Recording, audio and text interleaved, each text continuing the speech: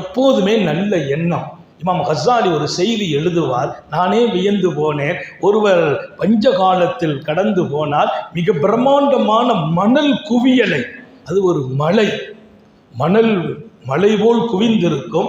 மர்ர ரஜுலுன், அந்த வரலாற்றை இமாம் கஸ்ஸாலி அந்த இடத்துக்கு போற போது அவர் நினைக்கிறாரா மனசுல, லவ்கான ஹாதா தஆமன் லகஸம்துஹு பைனன்னாஸ், இந்த மணல் குவியலும் மலையும் உணவாக இருந்தால் எல்லாருக்கும் நான் பங்கு வச்சு கொடுத்துருவேனே அப்படின்னு மனசுல நினைச்சார். அடுத்த நிமிடம் அல்லாஹ் அன்று வாழ்ந்த நபியை கூப்பிட்டு வஹி அறிவித்தான், அன் குல்லஹு, அவரிடத்தில் சொல்லுங்கள், கத கபில்து சதகதஹு, அவர் கொடுத்த இந்த தானத்தை தர்மத்தை நான் ஏற்றுக்கொண்டேன்.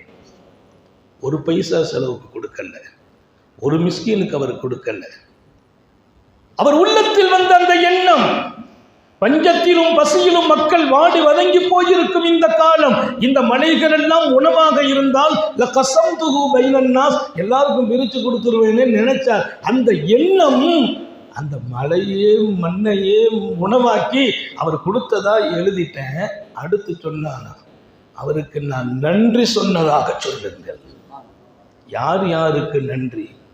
நான் என் ரப்புக்கு நன்றி சொல்லணும். நல்ல எண்ணம் வாழ்க்கையானால் ரப்பு உங்களுக்கு நன்றி சொல்லும்.